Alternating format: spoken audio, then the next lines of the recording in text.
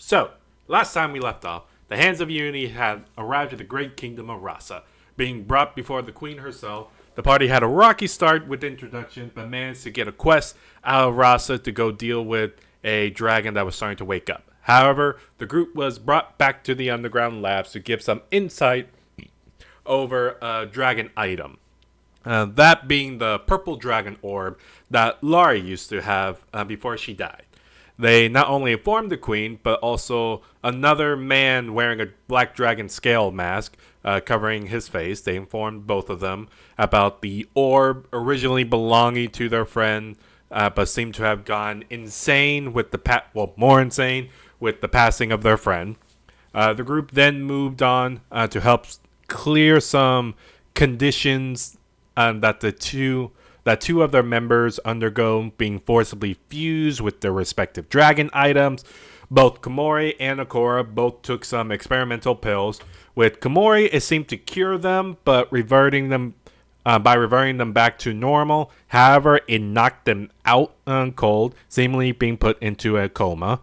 While with Akora, it seemed to revert him back to normal, but somehow gave Valerian, the dragon spirit that resided in his shield, a body seemingly being free from the shield that had imprisoned him. Before the group could dive into what exactly that could mean, alarms rang out through the lab, warning that the kingdom was under attack. It was reported that warforged that were unawakened were going insane and attacking anybody around them, emitting some strange dark red magical energy.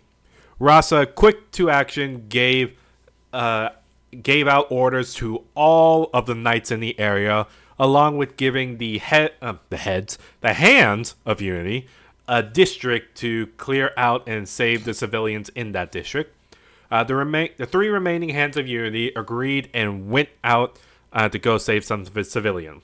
As the groups ran through the city, they saw that the city was in chaos. Fighting, yelling, screaming, gunshots filled the air of the capital, and hearing some chants for someone called the God of Murder.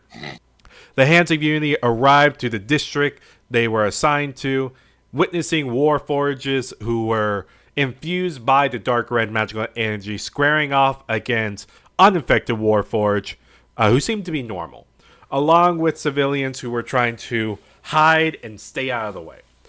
The three joined the fight and tried to kill off Warforge.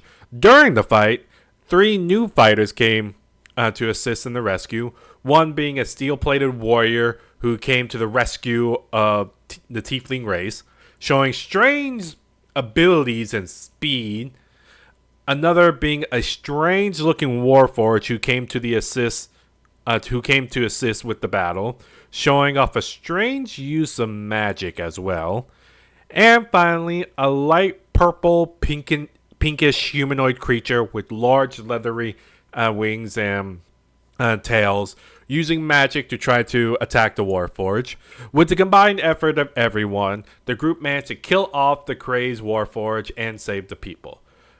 The Hands of Unity regrouped with the three newcomers and found out the steel-plated warrior was a knight of the kingdom named Mace, who revealed he was, in fact, just like Otis, a human, to the shock of Romeo especially. The Warforge, who later disguised himself as a tiefling, revealed his name was Lucian. And last but not least, the last one revealed her name was Melusina? Becca? It is Melusine. Melusine. I'll get that right eventually. Melusine, who looked very strange for a tiefling, but by appearance, Lucian was able to quickly figure out what exactly she was. The group conversed with each other for a time and decided to stay together for the best of odds against whatever was going on. The group was then approached by a squad of heavily armed Warforged, led by a Warforged wearing a purple cloak. The purple-cloaked Warforged gave the order to Mace to escort the group back to the queen to give a report. With that being their destination, the group all came together and began to head back to the castle to see the queen herself. And one of the things is when they were on their way, with Melusine, hearing a familiar voice in her head asking about a sense that they had regarding a particular lion man that had a sense of a fellow dragon item, but seemed to be different. But after overhearing Otis revealed who the dragon was, being Valerian, the voice seemed to be very, very terrified of Valerian and did not want to reveal himself and showed great kind of concern regarding the lion man known as Akora.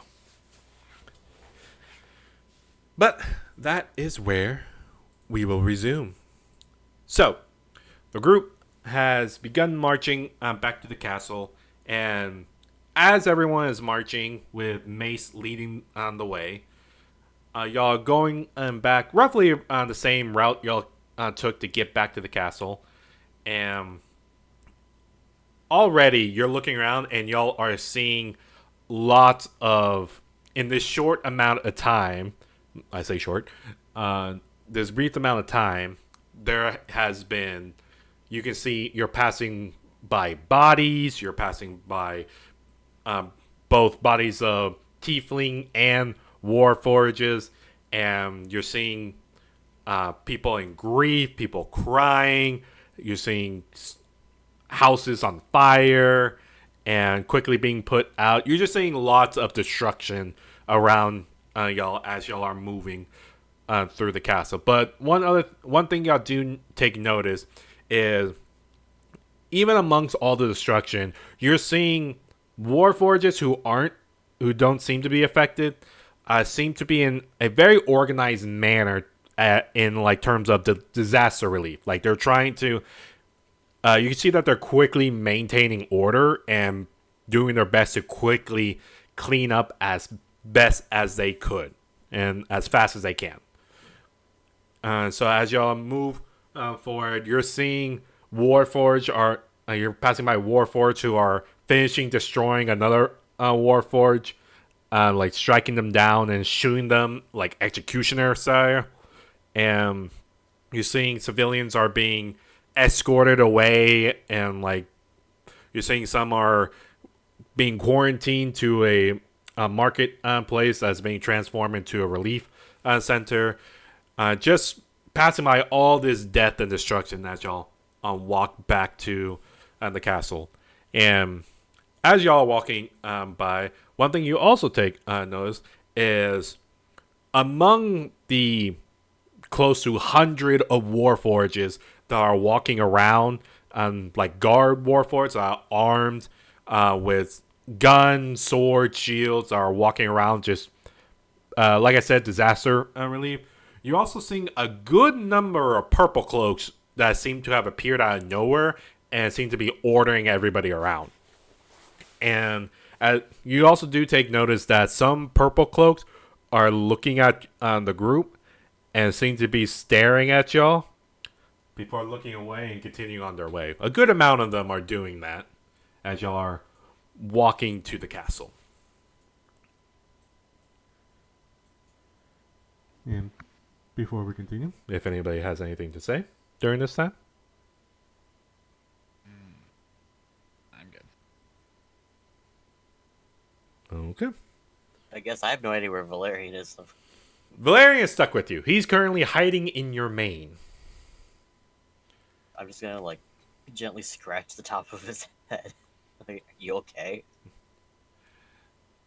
You hear him go, well, you know, had a interesting past, not even hour, you know, forcibly getting pushed out of the realm that I've been trapped in for a couple hundred years. Now having a body of a baby dragon, full-fledged, but I still have my mind set of being an ancient dragon. So, yeah, I'm not okay, no. Mm-mm. He sounds so cute.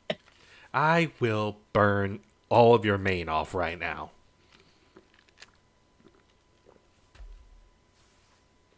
I don't want that. Good. Keep walking. And as y'all keep on walking, Mel, you hear in the back of your head, Melusine, not you, Mel, Melusine. Mel, in the back of your head, you hear the familiar voice pipe in and go. Do you think we can trust the Lion Man? I don't know. He's bonded with Valerian. I can tell, but I don't know. I don't think we should get involved with these people, Mel. Well, they did help the nice tiefling people. I say we don't have to trust the Lion Man yet, but let's just see how it goes. Oh, okay, okay. If that's what you want to do, Mel, you are my wielder, so I'll follow your lead.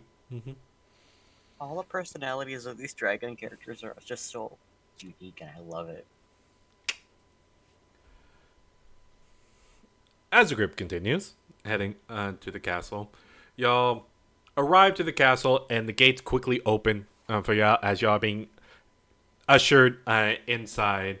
And inside the castle grounds, where it has the castle and the manors and mansions that are in this district. Not You don't see any violence or destruction in this area. You're seeing lots of purple cloaks have lined up against the door, and they seem to just be guarding the entrance.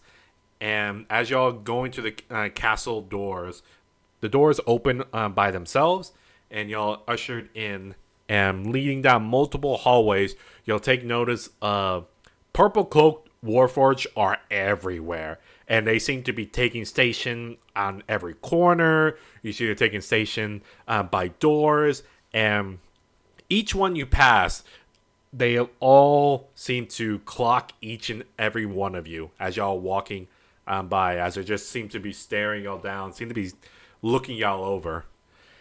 And y'all get closer and closer until you arrive to the throne room. With May still leading, y'all arrive to the throne room doors, and you see two purple cloaks are guarding the front the doors to the throne room, and they look over and they seem to stare at everyone and then look at Mace, and you hear one of them go, the useless knight is here.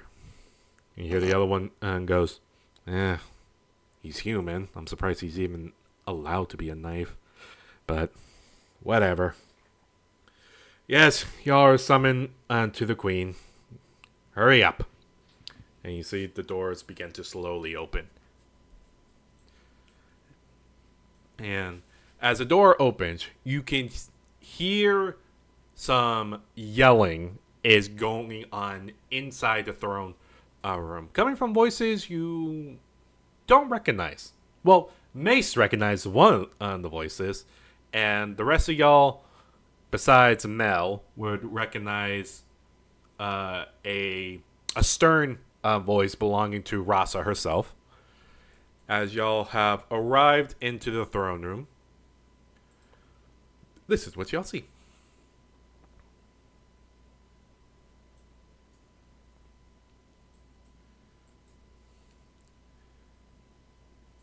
And just making sure, is everybody seeing the map? Yes. Yes. Romeo? Now. During this time, call her Romeo because we got two males now. I take it mic issues. I heard her say something and then it went muted again. Okay. There we go. Okay. Yes. All that for a yes. Okay. Then, as y'all enter the throne room, one thing that y'all do take notice as different in this large throne room with clean black tiles on the floor, three carpet rugs that seem to go all the way to the other side of the room. You're seeing pillars lining up on each side, and you're seeing wires that seem to connect each pillar, and you see a purple lightning that seems to go across each wire to the next pillar. Inside, you take a notice of three figures on the other side. One figure, Mace would know this figure. A tall male tiefling with dark gray skin, two gray skin covered horns that curve up from his forehead, but before sloping backwards.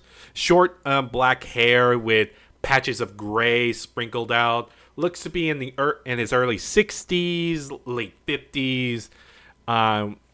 A short black beard, a very, very grizzled face, scars here and there, and a very well-built body with vibrant orange eyes. And you see he appears to be wearing some black groom pants with a dark brown belt wrapped around his waist, a black work boots, a black shirt with a dark orange vest on, and a long black cloak that's hooked on his shoulders. And on the black cloak appears to be a dark orange details. With the coat appears to have dark orange details with trimmings, and on the back of the coat seems to be a outline of an orange tree displayed proudly on his back. Y'all also take notice that he seems to be equipped with two guns hanging off of his side and a very well-made sword on the other side. Mace, you would know this person being the head of the house of the Brimwood house, Lord Vincent Brimwood. One of the four houses of the kingdom. Very, very high up there. The other figure you take notice is... You see another tiefling male, red-colored skin with no horns, short black hair, and golden eyes. A very slim body with a scar that seems to go across his neck. And it looks like there's something crawling on him. And at first glance, it takes you a bit, but you see that there is a fairly large-sized dark red spider that seems to be crawling around his shoulders and just seems to be hanging on. He appears to be wearing magical black robes with a white vest over it. No undershirt, allowing the opening of his robes to be show his bare chest. Loose-fitting black pants and simple shoes on his feet. White gloves covering his hands. And a symbol of a red spider on his back. The last person... I genuinely thought you were describing the spider with the clothes for a second. Oh yeah, the spider has his cloak too. The last person you see is a purple-skinned tiefling. Looks to be a female. Black hair, black horns. Seems to be wearing a mixture of a blue-purple dress that goes down to her ankles, and has shoulder guards, silver wrist bands, and silver arm bands. Seems to have two knives on each of her hips, a very curvy body, and seems to have a very authoritative presence around her. And she seems to have her arm uncrossed and seems to be yelling at the red skin colored tiefling as they're going back and forth, while the other tiefling, Lord Brimwood, seems to just be watching the other two. Both the female tiefling, the purple skin, and the red skin tiefling, seems to be young in their late 20s. But Mace, you would know these characters, but not by names. You just know that they're head of their own house. So as y'all walk in, pause. As y'all walk in, making sure I get y'all. Oop, no, I need the rest of y'all to come. Boop. Yep. As y'all begin to walk in, y'all can hear one voice goes, "We need to find out what exactly happened. Cause what the fuck? We got Warforged going crazy and they're killing regular civilians." And you hear the female tiefling goes, "We already understand that, you fucking idiot. We're trying to figure it out, but yelling like this isn't gonna solve the issue." And looking further up, you're seeing in the stone throne, you're seeing the familiar Queen Rasa herself sitting in the throne. And one thing that y'all will take notice of it is she is wearing what looks to be armor covering her whole entire body, but the armor seems to be very very different from any kind of armor y'all have ever seen. It looks to be a full body armor that seems to be interconnected on her joints, and her it seems to be made of black metal, and you're seeing lines on the surface that seem to glow purple, and they seem to blink every now and then. And underneath the armor appears to have a full black skin type body suit underneath that's hugging her figure, and a black metal helmet that's covering her face with only what looks to be lines over where her eyes should be that are glowing purple. And you see that she is just sitting there in the throne, just observing everything with her visor glowing purple every now and then. And as y'all approach, Mace, I do see you said you immediately kneel before the queen, and you see the Mace with your head bowed. The rest of y'all see the queen does not seem to notice, or not really notice, but acknowledge y'all's presence as y'all arrive. But yeah, currently right now, y'all just hear the other two tiefling are arguing back and forth right now.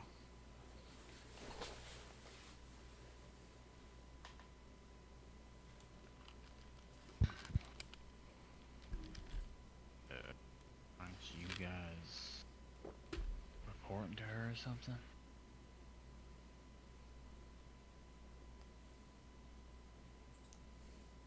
Saying that to the group or the tieflings?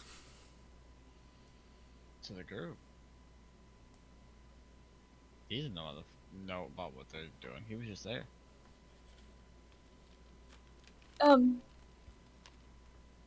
don't want to interrupt anything that's happening here. I don't.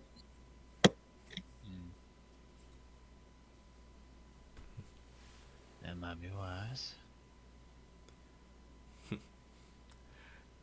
As the arguing is going back and forward, you see the other tiefling man who doesn't seem to be engaged in this argument. You see that he has his arm crossed, and you see he looks over at the group and tilts his head, and you see his eyes rest on Mace, and it looks like it's very telling for y'all, but it looks like he's forcing a very neutral face as he looks at Mace. And then he looks at the group, then back at the queen, and goes, "My lady, it appears we have guests. And at the sound of that, you finally hear the two tiefling who are bickering back and forward. They look immediately stop and they look at the group, and you see the male tiefling goes, "So, these are the outsiders that came, and none, and of course being led by the human knight. Big shocker there. But we should at least hear what they have to report, I guess. You, all of you, report what happened at your designated district. And make it quick. We are still trying to figure out what the fuck is going on." And you see the tiefling man looks over the group, rests his eyes on Otis, and just sneers at him. And then looks at Romeo. Kind of, instantly see the sneer gets removed, looks at Romeo, and gives Romeo just a acknowledgement nod and a very, very small smile before looking at the rest of the group. I'm immediately gonna bow. I'm just glaring back at him. You see the red-skinned tiefling just looks at Akora and goes, "Well, at least one of you know manners." And you see the purple-skinned female tiefling and goes, "Yeah, it's a lot more manners than you have." Whatever. Report what y'all have found.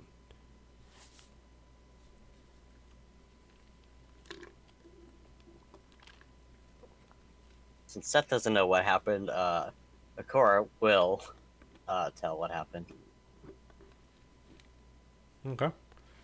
We'll say Akora just gives a recap of the battle. And pretty much just goes over what he knows. Just fighting with a bunch of infected Warforged and killing them. But not much after that.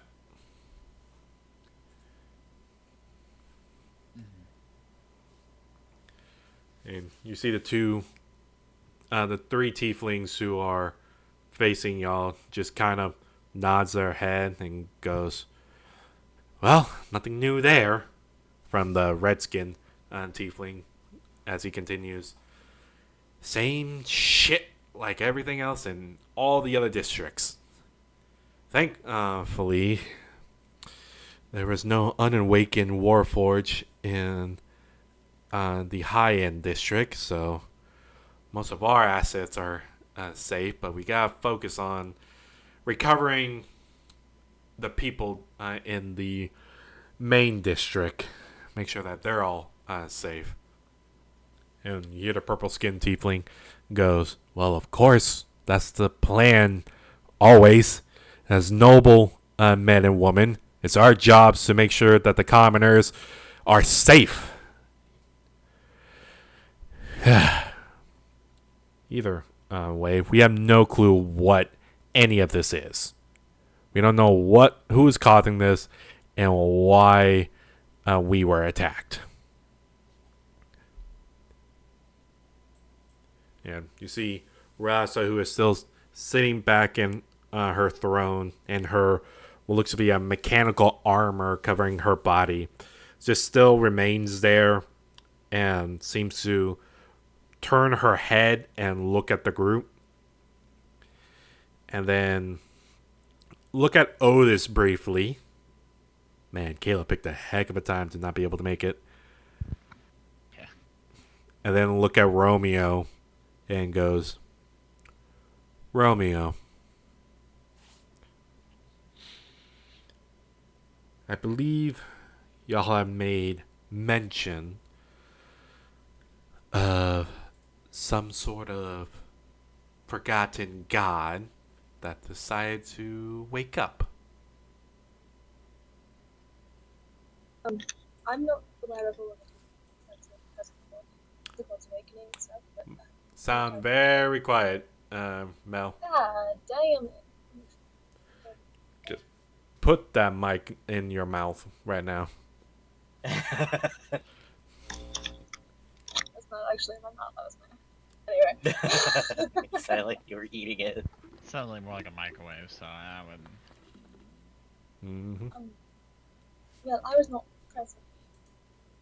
I have not personally encountered this god, but from what I've been told, the god of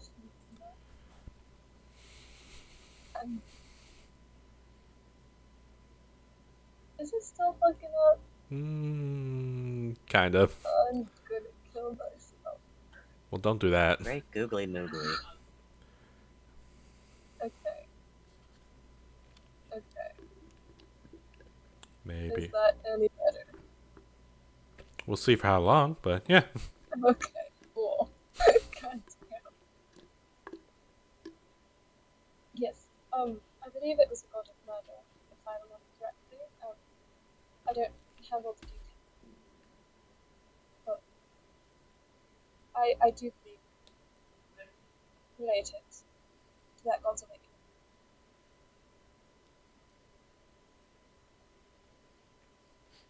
Is it just me, or is it the same with the rest of y'all? My mic is at like max.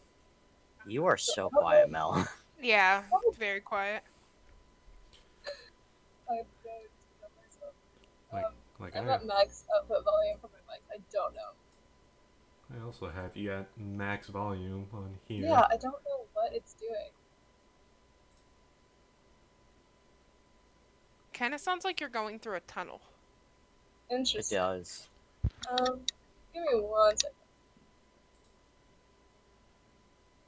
Technical difficulties. Love them. Mm-hmm. Happens. I don't think she was having this issue last time, but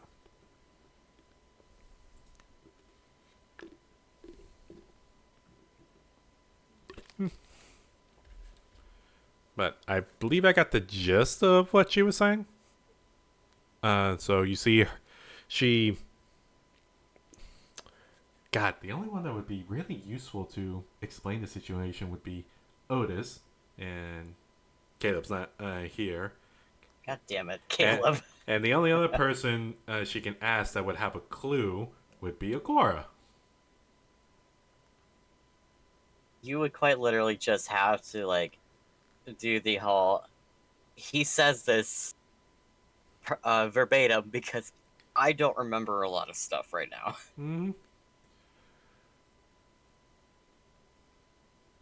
So here's what we're gonna do. We're just gonna say she looks like Otis, and Otis gives a mumbling summary of what they think, saying that it belongs to having a dark red magical entity seem to be related to the god of murder, a forgotten god that was unintentionally released and somehow has come to the kingdom.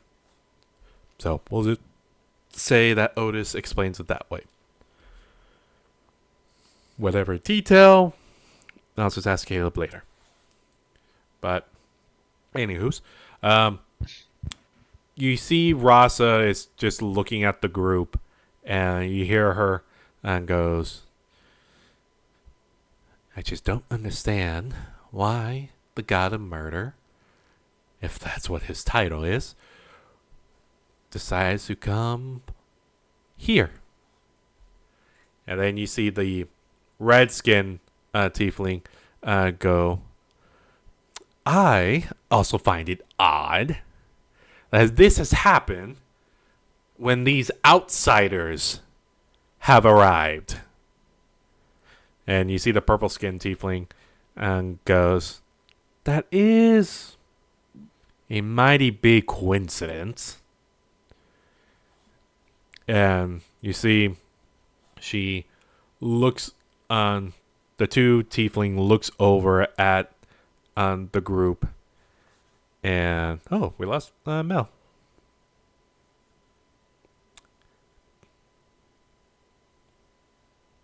You good? I think so. Please don't die on us. We need you. We'll see how this goes. Does it sound any bad? Sound like you're going through a tunnel, like what Becca said. I don't know what's happening.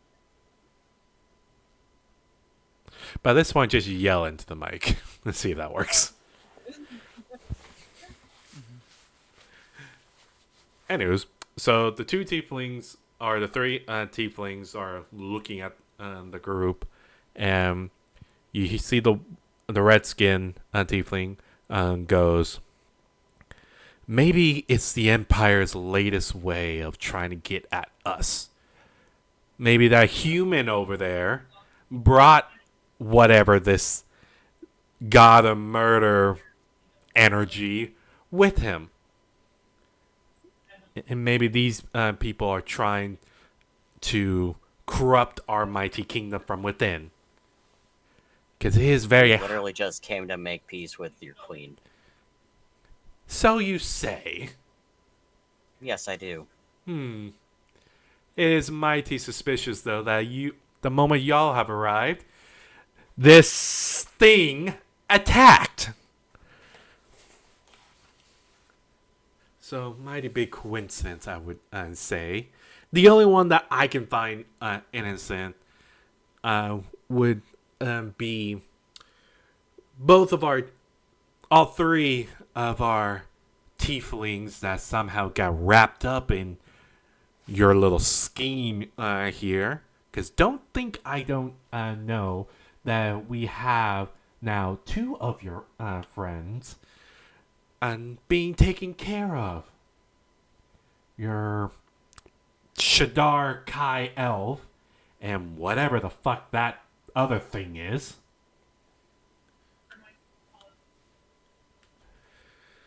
So maybe... I make a very unhappy noise. Yeah, so maybe something just went wrong.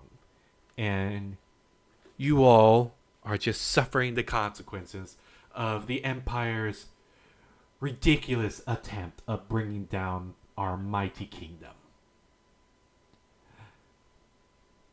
My queen, I propose we, better safe than sorry, execute all of the non-tieflings right here in this room.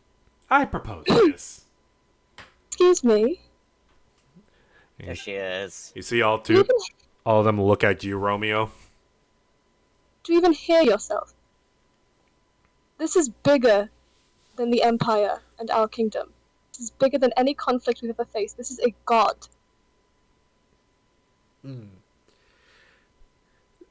Daughter of the kingdom, I welcome you, and I am honored by your words. But like you just said, you don't have all the details. So, how do we know that this isn't just some lie that human has told you?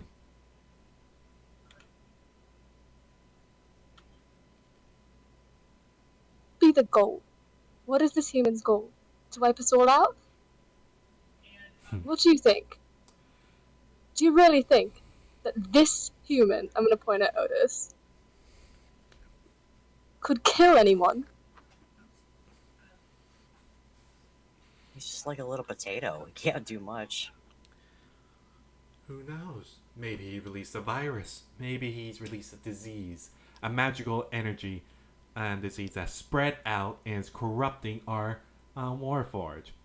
He obviously has some wayward knowledge of technology. I'm looking at his little companion there as he points at Dog.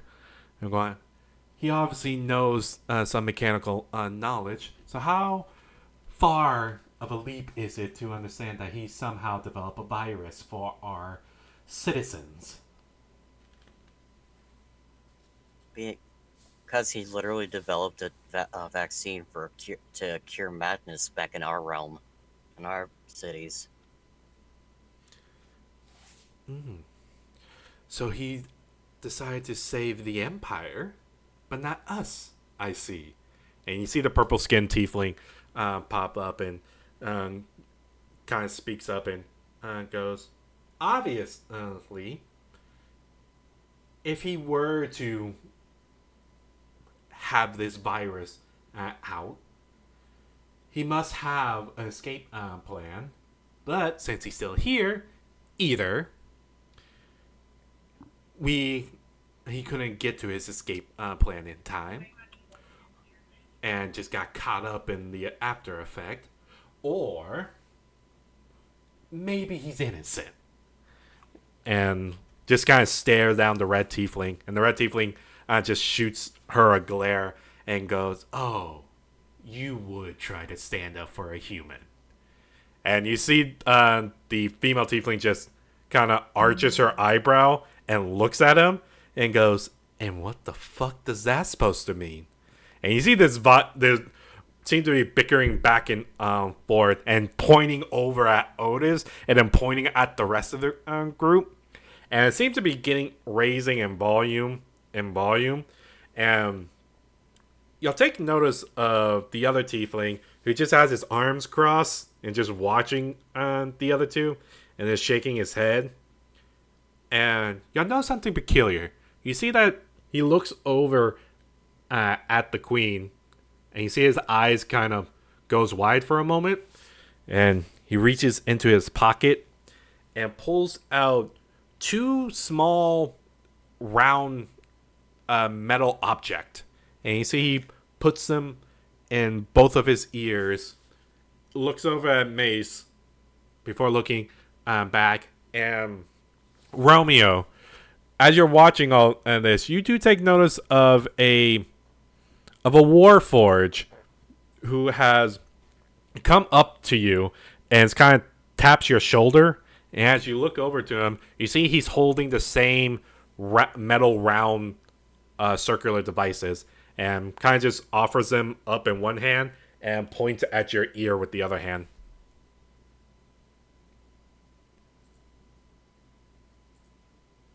I guess I'll take them. Okay. Then as you My ears. take them and you put them in your ears, as y'all all are still watching all this go down, suddenly in a loud you see Arasa just kind of raises her right hand and seems to press a button on her gauntlet, and a loud ear piercing screech just fills the entire throne room. Everyone besides Romeo, y'all take boop, boop. 7 points of piercing damage against all of y'all. Even me? Yep, even you. Oh god. Wrong button.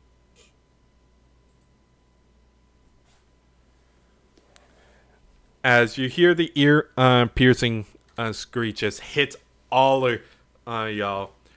Y'all let out a wince and y'all cover your ears. Romeo, you don't hear anything. Like, you don't hear the ear piercing screech as you see everyone just wince down, and some of them almost fall to their knees, but they just hold their cover their ears, and suddenly the ear piercing noise stops, and you see Rasa stands up from her throne as now everyone's looking at her, and you hear Rasa go, "My sons and daughters are still lying dead in my kingdom, in my home.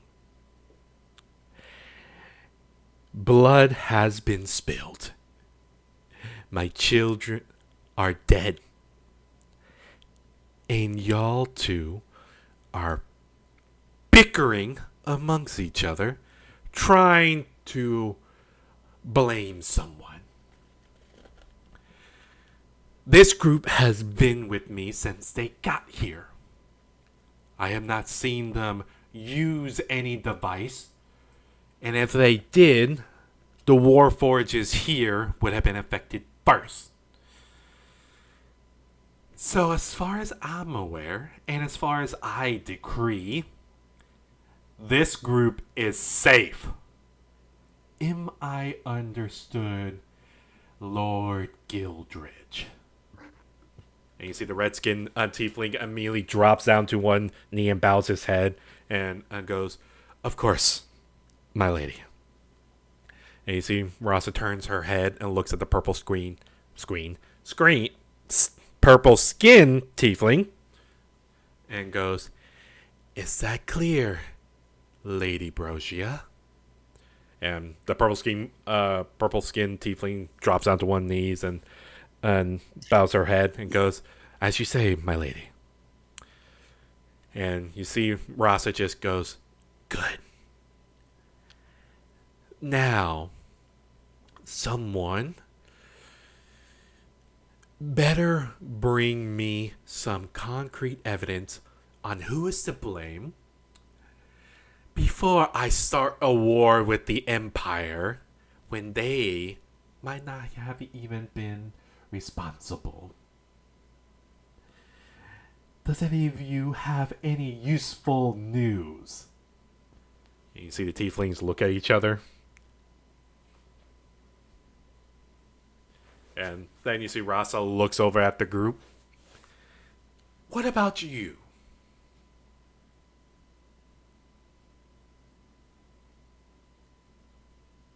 Mel is just still standing there with her hand up like it's, elementary school. You see Rasa. I'm late. No, you're good. You see Rasa just looks at you, Mel, and goes, "Please speak." I'm not with this group. They came to my district. I'm a resident here. But from what I saw as I fought with them, they all fought the Warforged, and this human, and she would point to Otis, tried very hard to save all the tieflings, and he was very nice after. But some of the Warforged, when they killed themselves, were laughing really weirdly and talking about a murder god. And as I'm not with this group, I think that might be a leg to stand on of this might be some weird murder god doing this. I've only known them for like an hour. So... Thank you for sharing your experience. And you see Rasa looks over at you, Lucian. And you see her visor covered eyes seems to flash purple a little bit. And then stares at you, Lucian, and goes, "And you, Lucian? What do you have to say?" Oh, that's so boring. Fuck it. Been a while. I mean, what she said, more or less. He tried a lot harder than anybody else I've seen in a long time for our people. So I can attest to that. As far as anything else, I have no idea. I came back while I was on a job. If there's any consolation, weird shit's been happening everywhere. Not just here.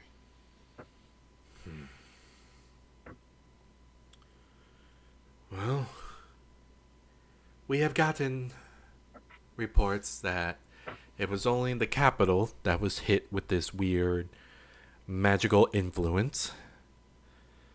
All the other cities and towns have reported that they are clean and safe.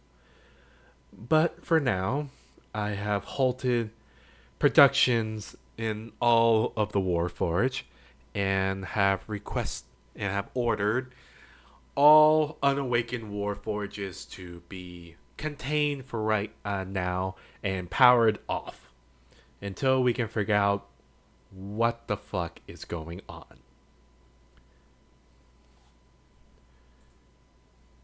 And then you hear, you see that she turns her attention and looks at Mace and goes, "Get up, Mace." And Mace will rise. And I'm gonna assume more or less the same thing as the other two have just said. Yes, my queen.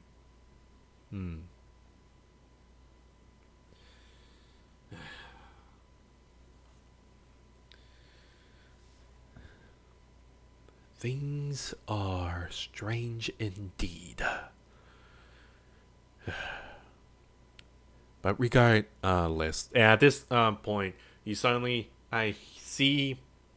you hear the two large doors to the throne room suddenly get pushed open, and seemingly stepping through. You're seeing a squad of Warforge that are marching in, and most of them have rifles out and swords as they're marching in. And you see one purple cloaked Warforge steps forward, seemingly leading this small squad forward, and looks at the queen and goes, "My lady, I believe we have caught the culprit." And you see the squad opens up, and seemingly you see a humanoid figure being dragged along the floor, and you see what looks to be a dirty brown rag is covering their body as they're being dragged along on the floor. You're seeing a small trail of droplets of blood is coming as she seems to be leaving that trail behind her. And one thing that y'all take notice is you see patches of black fur covering their entire body, and a tail being exiting the cloak as this humanoid fur creature is tossed in front of the entire group, in front of the queen. And you see the rag gets lifted up just a little bit, showing that she is a female tabaxi. Hello? Okay, there we go. There we go. She is a female tabaxi, black fur, and you're seeing patches of blood, bruises all over her body, and she is naked, only having a dirty brown rag covering her body. As she gets tossed in front of the queen, she falls down to the ground, and she is weakening, like sobbing very, very quietly. And you see the purple cloak Warforged stands next to her, and his arm shifts into what looks to be like a cannon and points at the tabaxi. And you hear him go, "My lady, this intruder has shown up out of nowhere. And I mean nowhere. In the middle of the market district, somehow this building somehow magically appeared. And in this, along this building, was the dark red magical energy. It was... Akoris recognized her immediately, didn't he? Yep, this would be Nazelia. That's his girlfriend. And you see Nazelia slowly raise her head, and you hear her go, I didn't do it. This is a misunderstanding. Please, don't kill me." Akora's going to immediately shout out, "Don't hurt her! And- She helped." You see immediately the purple cloak figure points his cannon at you, Cora, and goes, "Do you know this person?" She is the one that helped develop the cure for madness. She is Otis's friend, Yeah, Otis immediately just collaborate and with she is the story. ours. And She is innocent, I assure you. you see the redskin tiefling, Lord Gildridge, pokes his head up, looks at the situation, and kind of stands up and looks at Rasa and goes, "See, it's like I'm saying." And you see Rasa just shoots him a glare and holds out her hand, and you see Lord Gildridge just bows his head. You see Rasa looks at the purple cloak and goes, "Why? Please tell me why you have brought a naked, beat up cat in my throne room." And you see the purple cloak turns his attention back to Rasa, still having the cannon point at Nazelia, and go, "Like I said, my lady, a building somehow magically appeared in the middle of the market district. Along it was the dark red magical energy that seems to have sprouted out and started infecting all of the unawakened war forge. It tried to go into some of the awakened war forge and even some of the civilians, but it didn't have that good of effect. But I can collaborate that this building is where we found her.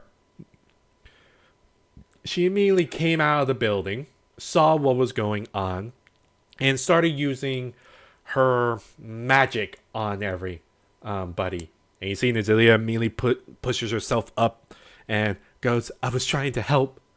I was trying to help them. They were. It's like you said. I can help.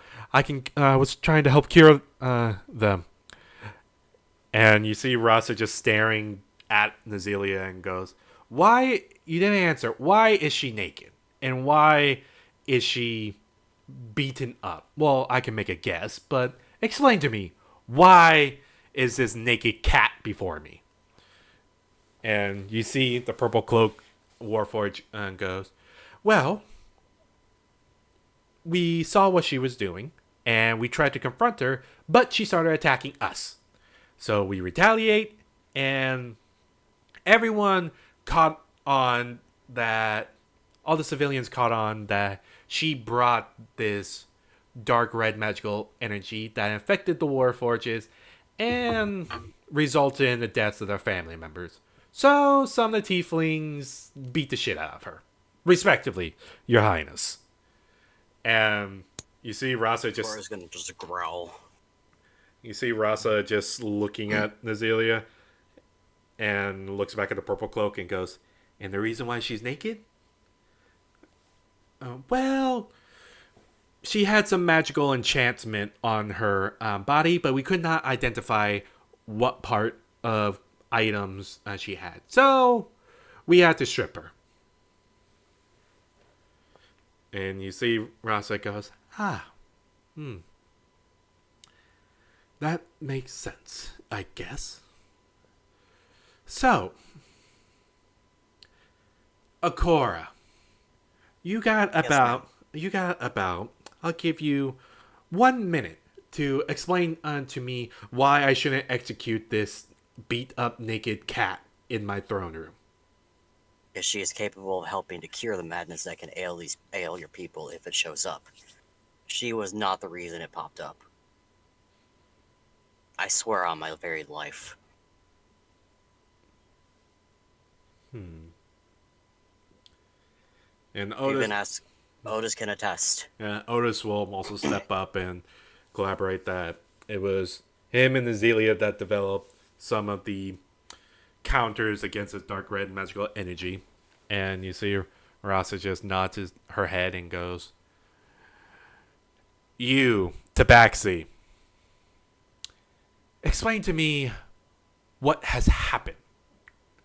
And you see Nazelia kind of pulling the dirty brown rag and trying to cover herself. You hear start to explain. Well, I was in my town home of Jernima, and the town was being affected by this dark red magical energy. My Oh, Otis. It's good to see you. Akora. Oh. I see that you have come to save me. I wish Okay, you Answer, I wish you can see me in a better light. just answer her questions, lovely. Right. It got to a point where everyone, the civilians were going crazy. And during this time, people were killing each other on the streets. I had some magical wards protecting my shop to defend against this dark red magical energy. And suddenly they tried to break into my shop. And then I started hearing some howls, like from werewolves. And I knew I had to get out of there. So I tested an experimental spell that I was crafting in emergencies. And basically the purpose was to teleport my entire shop. But I guess I missed a few circles because I was teleported into this void area. I'm not sure how long I was in there, but the next thing I know, I was in here. Where am I? And you see Rasa just looks at her and goes, "You are in the Rasa Kingdom." And you see Nazila go, "Oh, I see. That explains quite a bit. Well, I wasn't aware that the dark red magical Angie was latch onto my home, my store. But I truly am sorry, Your Highness. I swear I will help to provide defenses and provide any magical needs and provide anything at a cost, of course." And you see Raza just holds up a finger and goes, "No, you won't be doing that. You caused this problem, even if you didn't mean to. So, by my decree, until further notice, you are my prisoner. You are gonna work to fix the damage you have inadvertently caused. Because, like it or not, you were the reason why there is." And you see, she kind of looks off to the side and then looks back. "There is over 100 dead sons and daughters of mine, with over 200 injured. That's on you. So you are gonna work for me. You are gonna prove yourself useful and make magical defenses. And in return, I will actually clothe you. I will feed you. But you will be restrained to a room and to the lab. And you won't try to escape. Because if I catch you, or if any one of my warforged catch you trying to make an escape, they will shoot you down on sight. That is my decree." And you see she looks over at you, Akora, and kind of stares you down and goes, "Am I understood?" I will not leave until she does, so I will assist.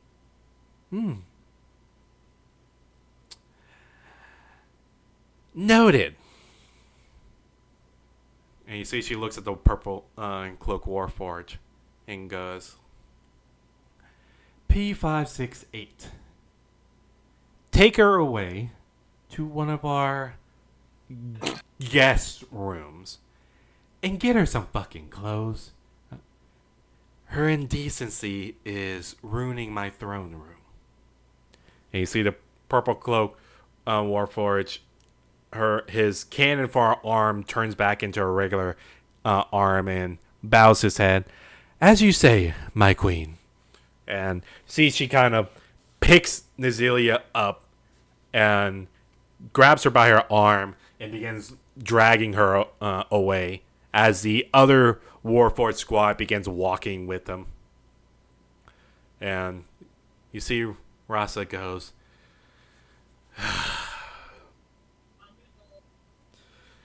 this whole circumstance is annoying.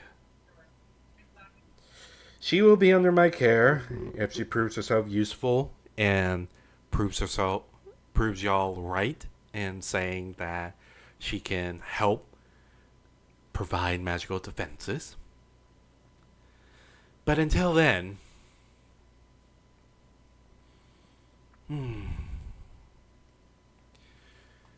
it appears the god of murder has either unintentionally or intentionally took a strike at my people. This cannot stand. Not without a response. Akor and Otis.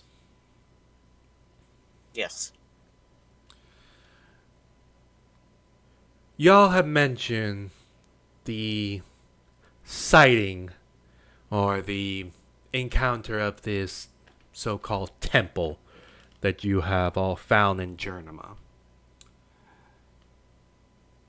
I have a different quest for you all. I know I want y'all to take care of a certain dragon situation, but this appears to be more, how you say, important. Down in the city of Thuril, there has been reported in a nearby cave of a secret passage that was found. And in this secret passage appears to be a lost temple. Does this sound familiar? It may perhaps be another one. But yes. A lost temple in my territory, possibly belonging to the god of murder, or worse, another forgotten god. Great. Since you two have experience with this, this is going to be your quest. Go to the town of Thuril and investigate this temple. You will have green level access to my items that are being sold here in the market place. Go ahead and equip yourself with whatever you might need to explore this temple. And try your best, your oh so best, not to wake this one up. Romeo, you are going to accompany them. Of course, Your Highness. I will do my best. The main reason why I want you to accompany them is they're going to be passing by Widowheart to get to Thuril. And I know two particular tieflings that would love to see you once again. Thank you, Your Highness. It Oh. Okay, great question. Hmm. Does Rosa know that my mom's human? What's up? Does Rosa know that my mother is human? Of course. Oh, okay. I was just gonna say. Hmm. Okay, good. Hmm. Oh, she would have met it. I'm stupid. You may be, but we love you anyway. Yeah. Two. Yeah. She But only hate. She only hates Mace, not your mom. I don't think she particularly likes my mother, but I no, don't think they would have like met. But they like, she would have been like, oh, there's a human coming in or whatever. she's aware. But her She's statement aware. Yeah. her statement still stands. There are two tieflings Oh, shit. that want to see you. Oh, did I forget someone in my back? And you see Rasa turns to you, Mace, and go, Mace. Yes, my queen. Still not used to that. But regardless, I want to make use of you. You're going to go with this group, go to the town of Thuril, investigate this temple, and assist them in however way they need. If need be, you can throw yourself in the way of anything bad. But I want you to make yourself useful to not only this group, but to the kingdom. Am I understood? Yes. Good. And who knows? Maybe if you return back alive and prove successful, we can talk more about making you a full-fledged knight.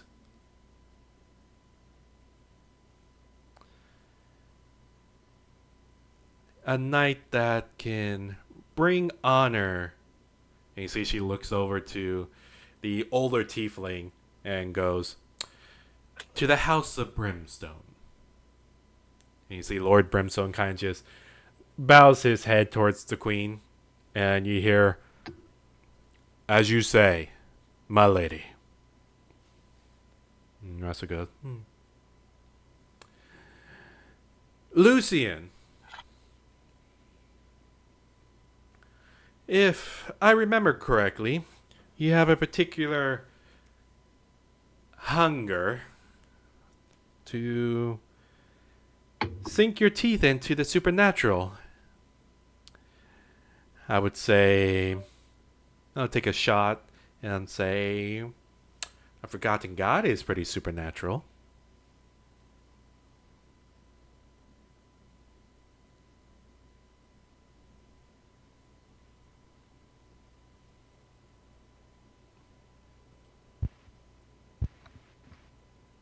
So was that for me? Cause I just had the craziest amount of fucking feedback.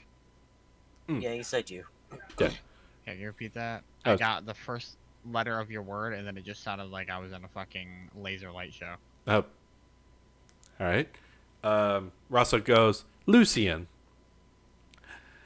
I know you have a particular hunger for the supernatural. And I say a forgotten god is pretty weird. So I'm sure this won't interrupt your mission to go investigate.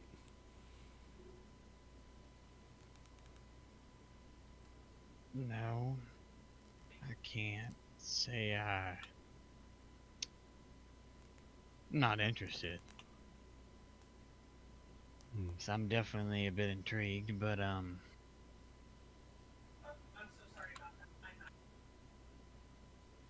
yeah, I'll save for another time.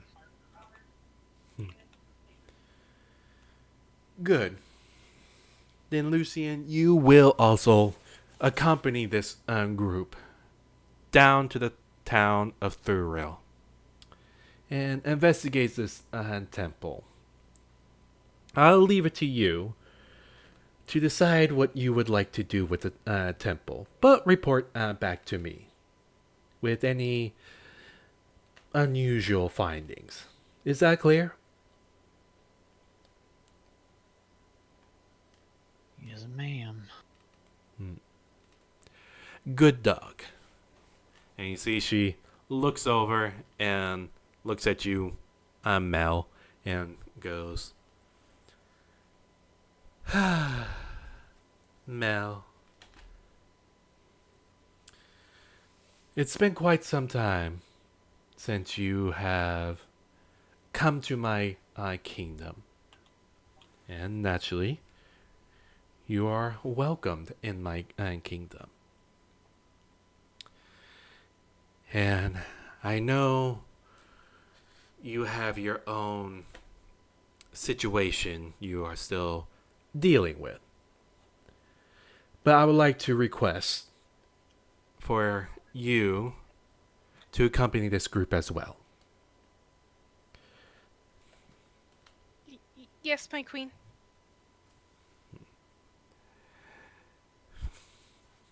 I am grateful. Thank you. I have said what needed to be stated. The rest of us will still investigate more precautions against this dark red magical energy and prepare for the worst. The rest of y'all, the group known as the Hands of Unity and the others, will travel to Thurrail. It will take about a... Let's just confirm.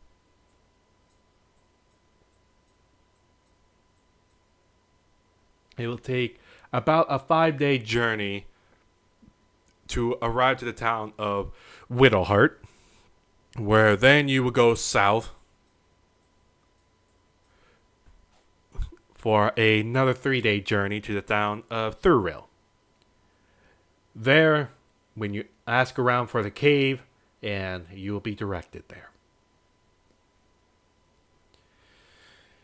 Is there any questions before I dismiss all of you?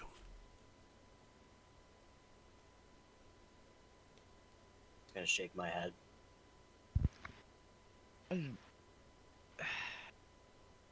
Just to be doubly sure, we are certain that investigating this temple is the right course of action.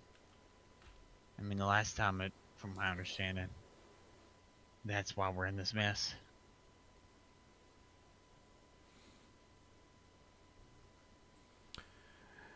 I want to know what's in this temple to make sure that we can seal it properly and to know if it's going to have any effects on my people.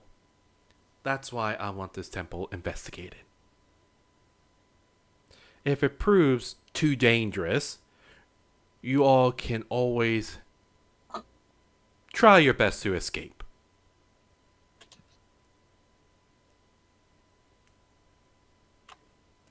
Right.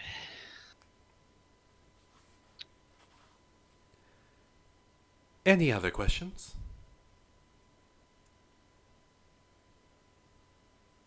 We'll say for the sake of things, Otis does not have any questions. Even though I'm for sure he would. Anyways, Rasso would just and goes, good. Hands of Unity and the rest of you,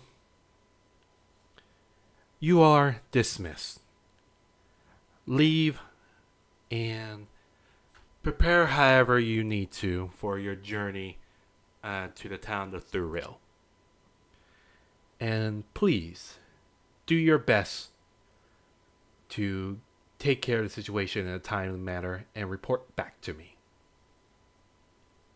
I'm gonna salute and bow. I'm gonna bow. Folks will also salute and bow. Mel will also bow.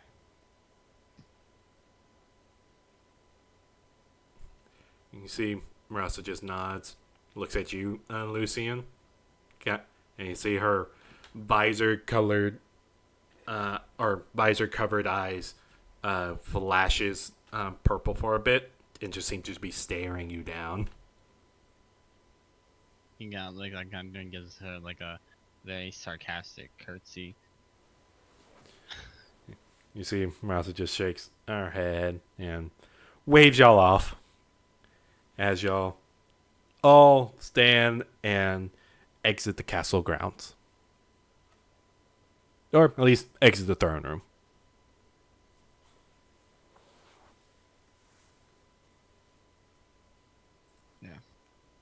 As he would leave, he would kind of just chuckle himself, throw up a hand in like a wave, backwards wave.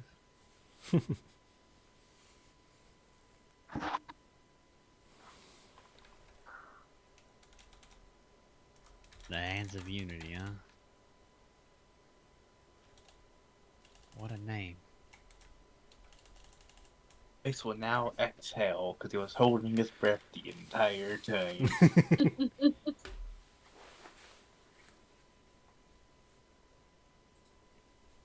Well, we should prepare ourselves. Yeah. I say so. I think we're walking into a shit show. I'm just gonna go and call it now. Not to jinx anything, but I don't got a good feeling.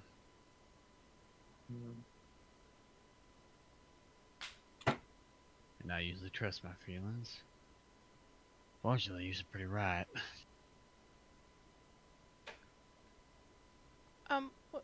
When do you guys want to depart?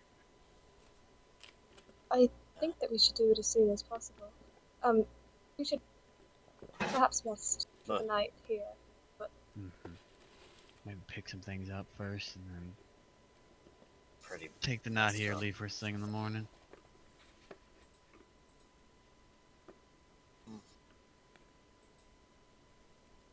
Sounds like a good idea. I am very injured. Yeah, I'm also pretty fucked up. Well, where are you I guys staying? I don't think we have place. We've only been here a time. Not even. I have a house here if you guys need to stay somewhere for the night until we depart. It's very, very kind of you. Mighty.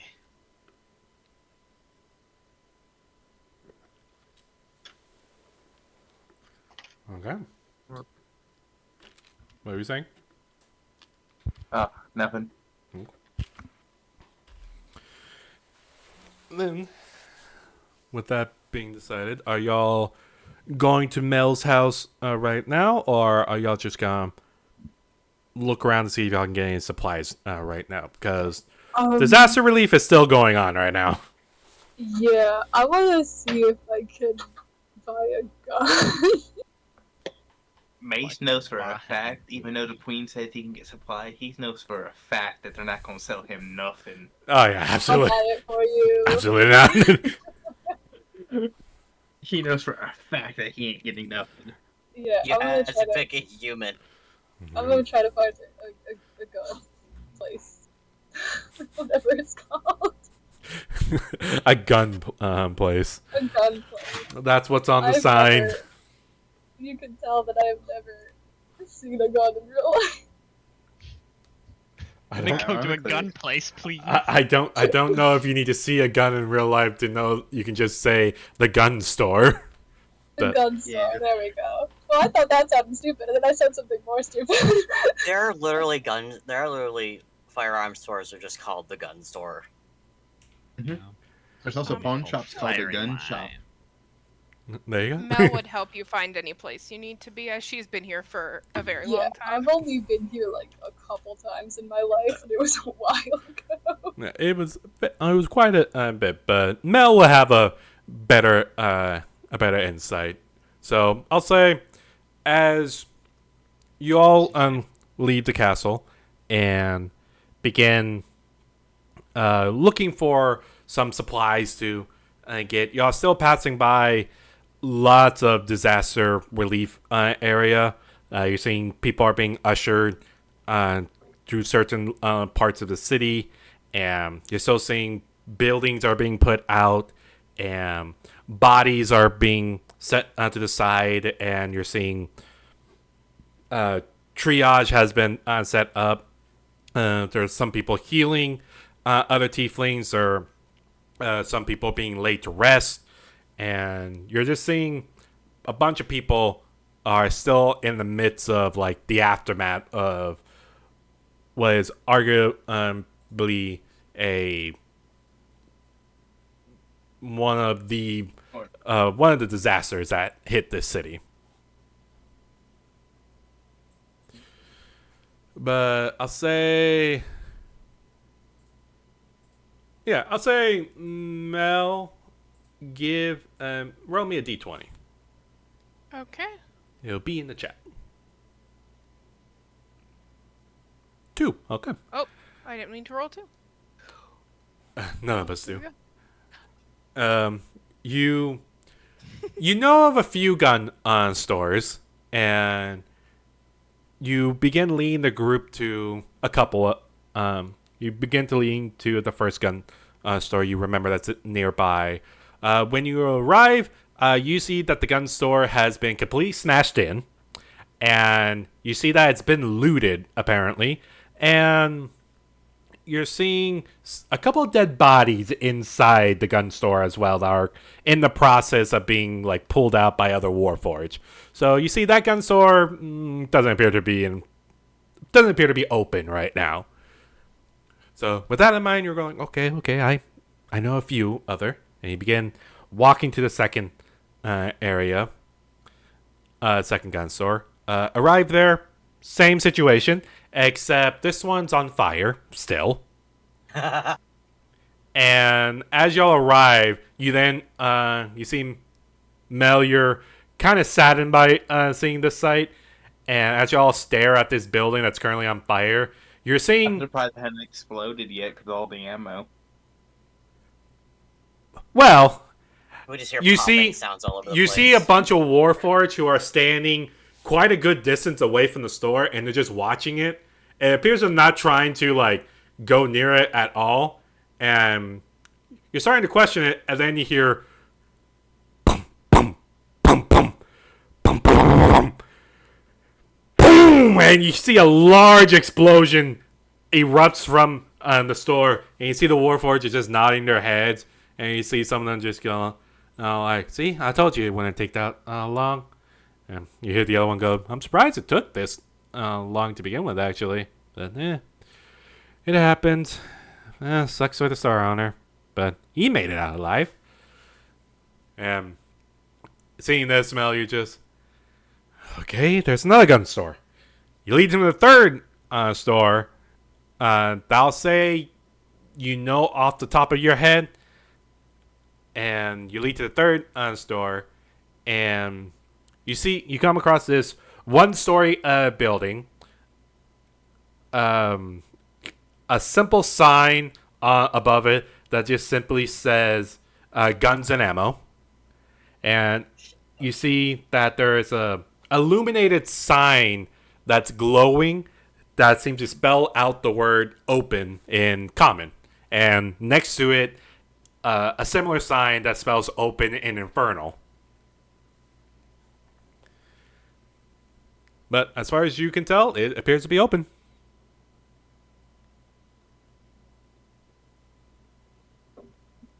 Third time's the charm.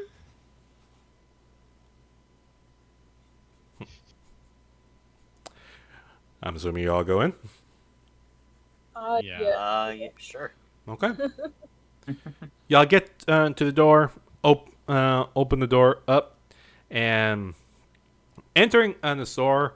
One thing you did not notice is the store is in a complete mess, and you see what appears to be the shopkeeper dead on the other side of the counter.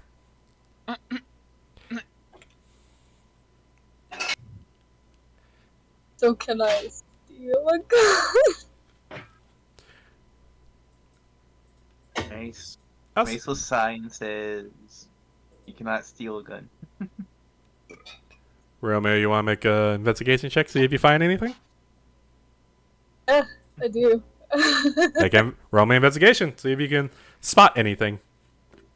For the record, Lucian's also That's doing that the same one. thing. I cannot. I'm freaking out because there's a dead guy in front of me. Lucian's also looking around, Okay. but he's doing it like low key. Oh yeah, nothing Romeo does is lucky. Okay. Lucian, roll me investigation check. Make sure I'm getting anything on this. I don't think I do. I think that's be like specific shit. Okay. Romeo, like you said, you're so freaking out over the fact that there is a dead body on the other side. So it's pretty distracting. You can't really take your eyes off of it for the moment.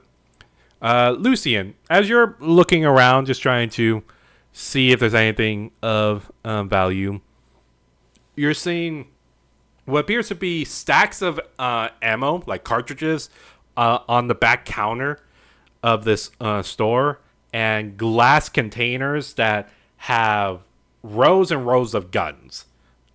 Guns in a simple pistol form. You're seeing a gun in what looks to be a long-barreled rifle, and you're seeing guns that are in kind of somewhat of an in-between. They're still longer than the pistol, but they seem to have like a large cartridge that is clicked into the gun. Lucian, I'd say by this point you know what these weapons are. You would know that weapon in particular is an assault rifle. And you also see some grenades in a cabinet to the side, but there's a big sign that says experimental above it. And as you're spotting all of this, you're also taking notice that the store is ransacked, is clearly been tossed over. But it takes you a second, but you then start to realize there's only the shopkeeper that's here, that's dead. There's no other bodies in here.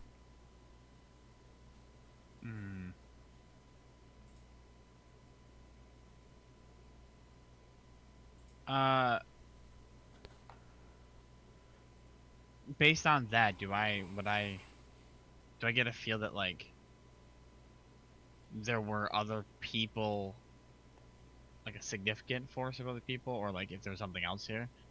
Oh wait, hold on. Hmm? I can use this. I just gotta remember how it works. Mm-hmm. It's called- And I have that. We also say that Otis, his eyes are just big and looking at everything. So I don't have that. I just want to try and like discern if there was like a sizable amount of other people or something here. Okay. I'll say, based on your 15 investigation, looking over, spotting, you do see that there seems to be another set of tracks that doesn't belong to the shopkeeper. But one thing you do also notice is the other set of tracks doesn't appear to have left the store.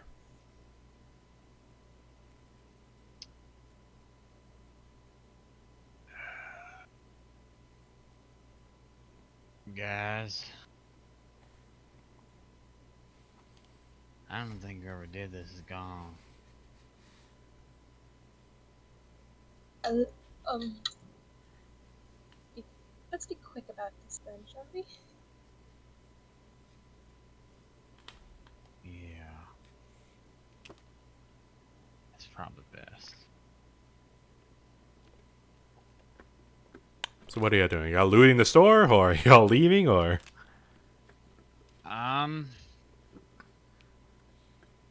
Well, Because y'all did hear Mace say that y'all aren't looting the store, or y'all aren't stealing the store stuff from the store. It's not stealing. It's conscription. Just saying. Sound morbid, but it's not like he's going to use it or sell it. Hey, if I were him, if I knew my stuff I had in my store was about to go towards killing the SOB that did it to me, I'd be pretty happy. Is there That's anything I Better way can of looking roll at it. to figure out if I know the dead guy or if he has any family with how long I've been here? Sure, I'll say roll me a history check. Okay.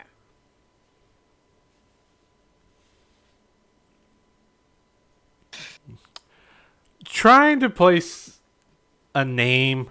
You've been here for a while. Even then, there's still loads of people here, and there is a good number of gun store shops here. So trying to place a name in the face, at least in this situation, without fully expecting the body, you aren't really sure who this shopkeeper is.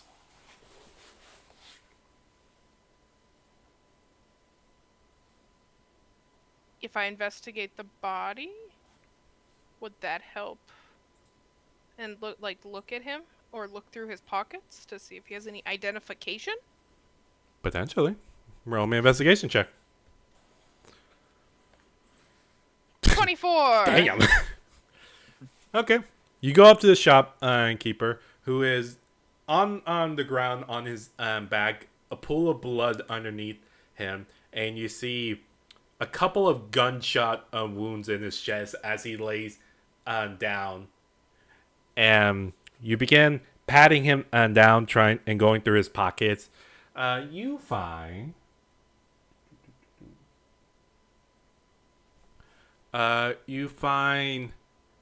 two separate rolls of gold coin, a total of 10 gold coins in total. You also find his revolver that's on his side, and you also found a near by him what looks to be a smoking cylinder object. It's like it's fairly small, and it's in the shape of a cylinder. But you see that there's some smoke coming from it. So nothing to tell me who he is, though. Not on him. I'm going to leave the gun and the gold on him as I'm like, I'm sorry. I just trying to figure out who you are. I'm sorry.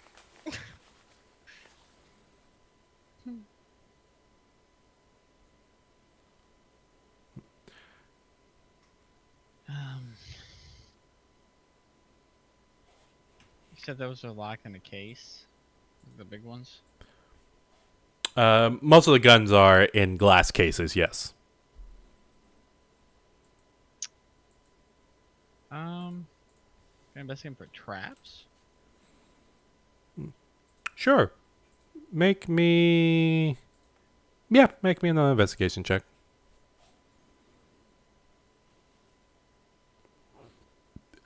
Looking through it and looking at the glass cases, you do in fact see that there a lot of these glass cases appear to have a magical trap and also a physical trap tied to each case. Uh-huh. I don't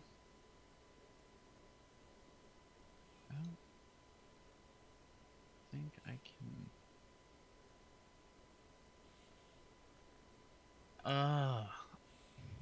Any of you guys happen to be handy with disarming traps?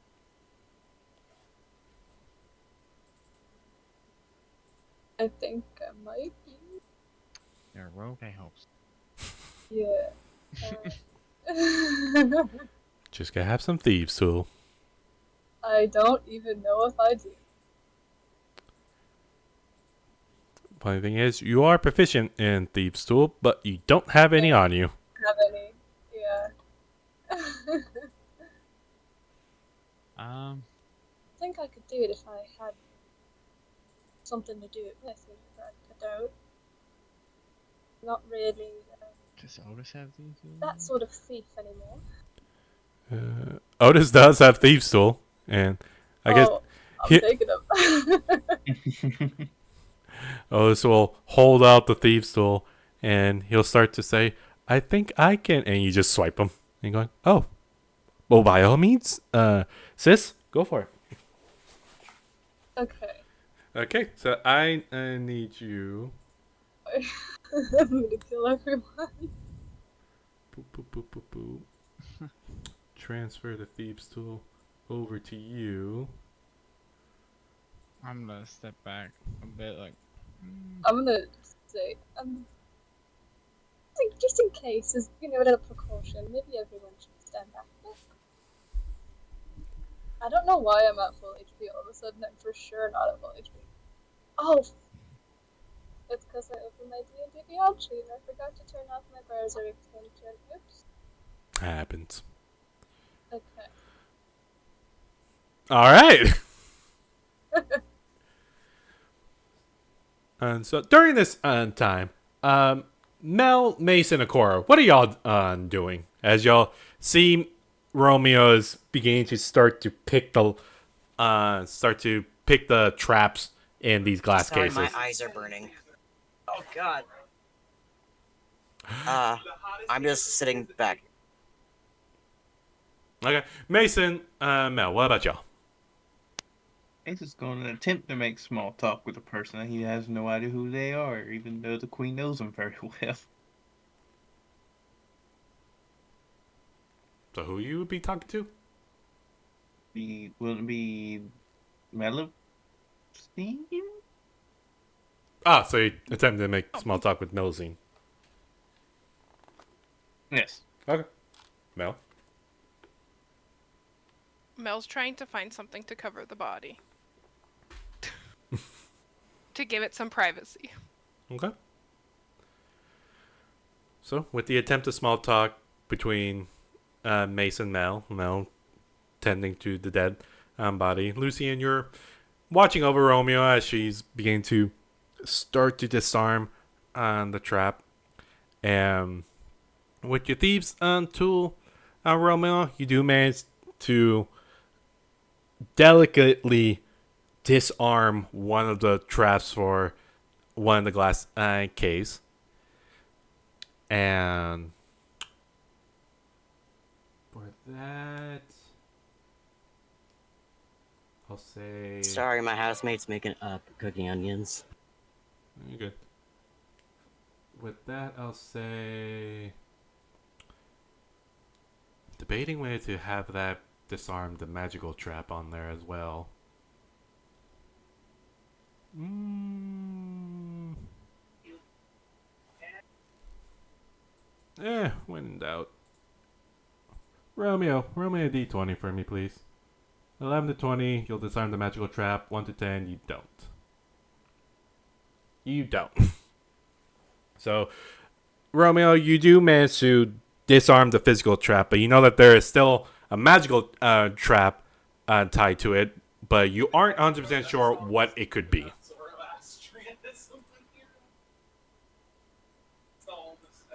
Got one of them. Don't have any experience really with disarming magical traps or anything of that nature. So. Gonna meet you real fast, Akora. Sorry, continue.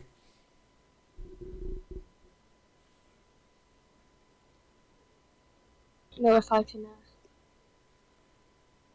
the magical trap. I don't even know what it is.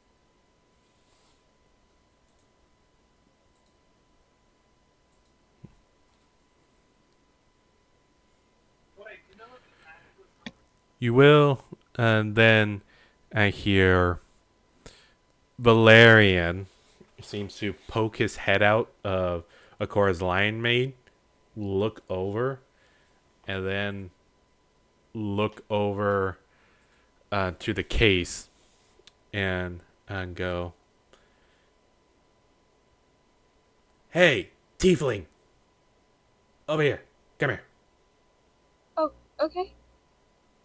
As you come closer to Akora, you're taking notice of Valerian, and Valerian immediately just snakes his way over to Romeo's shoulder, and you see as he kind of glides over there, he lands on Romeo's shoulder and looks around, looks back at you, Akora, and then look at Romeo and go, "Bring me to that case. You said that there was a magical trap?"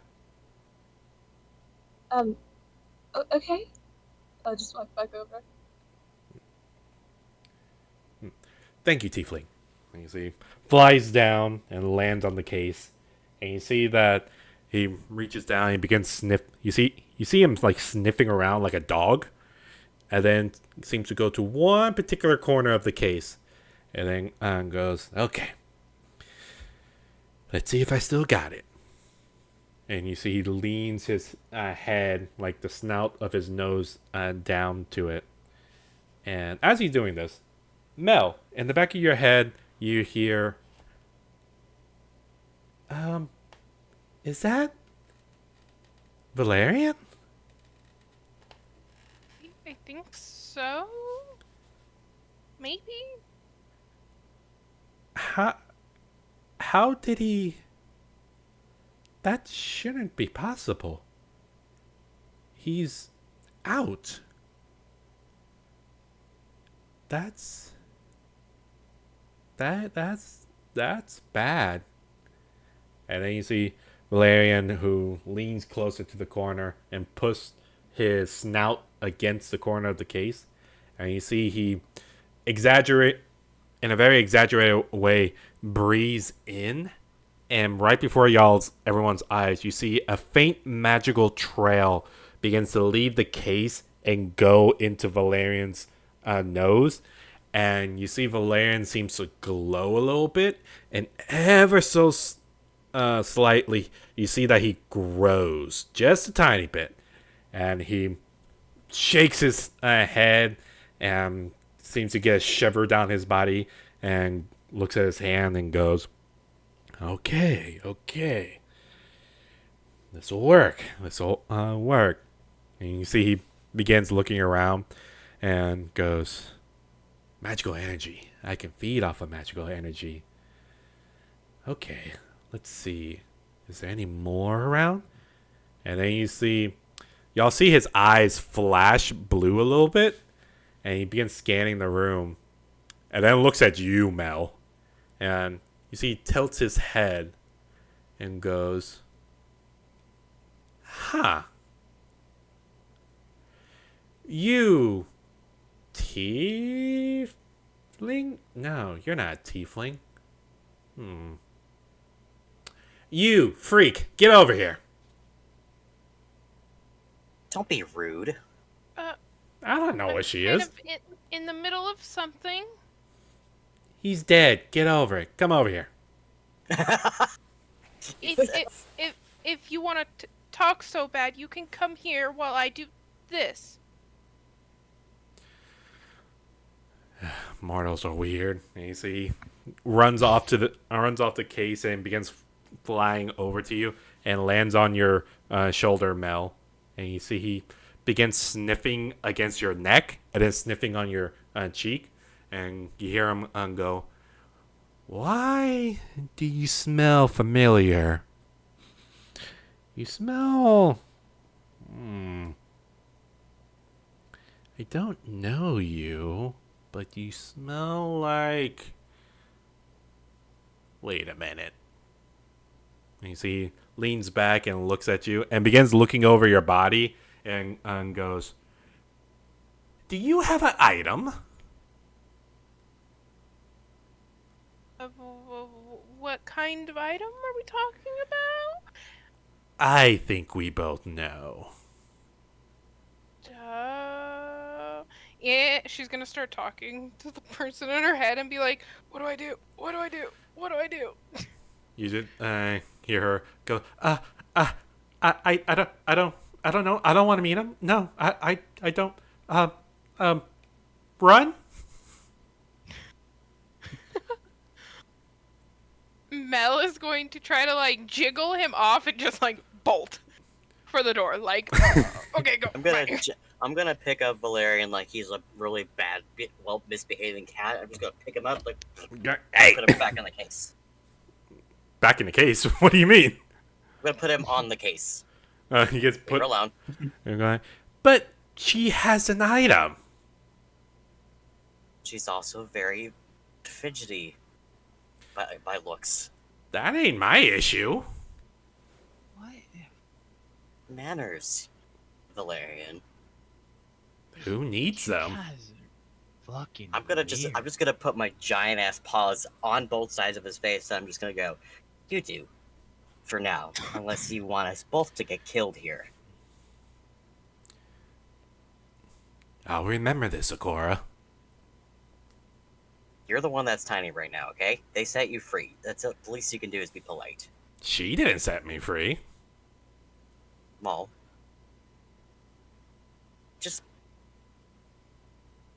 be nice, and I will give you the biggest piece of my meal next time we have like meat and shit. Because you're probably gonna have to eat.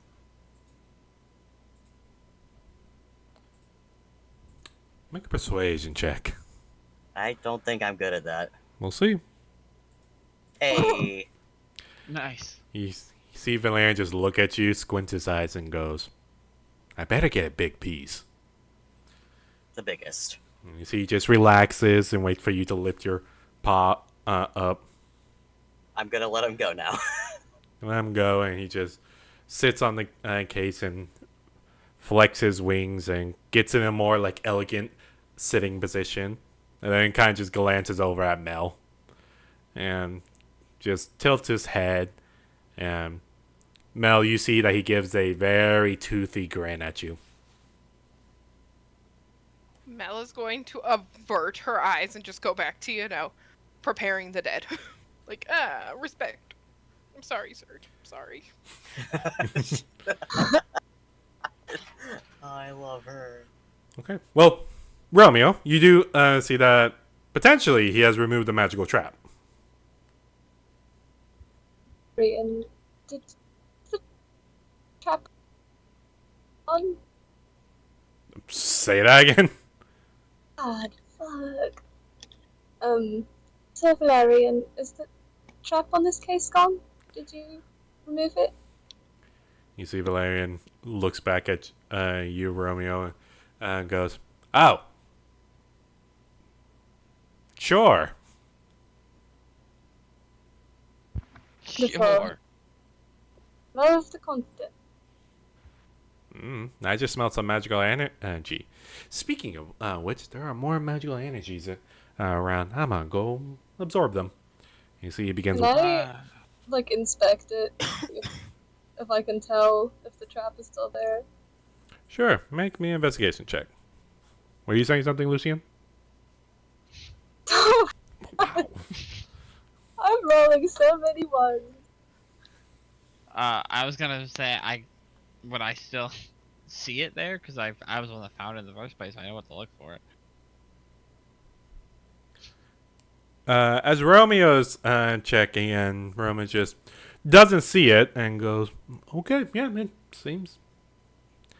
You can't tell if it's gone or not, but you think it's safe.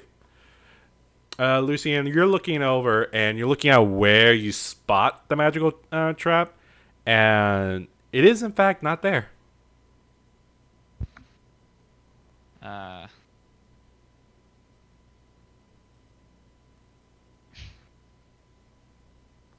not gonna say anything immediately.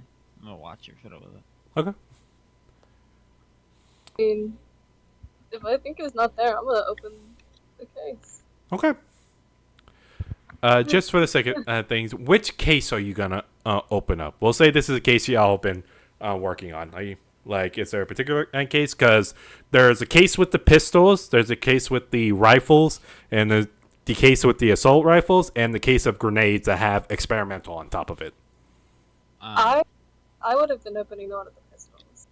Yeah, I was about to say I would have That's what I would have been going through, knowing who we're getting the tour. Okay. But as she goes to open, I have something. Okay. So you gotta open it, and Yep. she goes, hold on! What? I'm just fucking. It's fine. It's gone. He got it. Don't. Oh dear. Okay. Maybe. What do you mean, maybe? I'm not gonna open it now. You open it. All right. Well, wait. You gotta unlock it first. Yeah. Okay. I'll do that. I'm gonna go try to unlock it. Roll me another thief skills check just to unlock it. Ooh. Okay. You begin fiddling around in on the key hole and begin adjusting, and then you just hear a loud click, and you freeze for a second. You're safe, and you have unlocked the case. I'm gonna. Did all the pistols look the same, or do they look different? Does all the what? Do all the pistols look the same, or do they look different? There's a couple that look the same, but it seems to be like three. Let me look at my notes. Three different sets of guns, like in terms of design.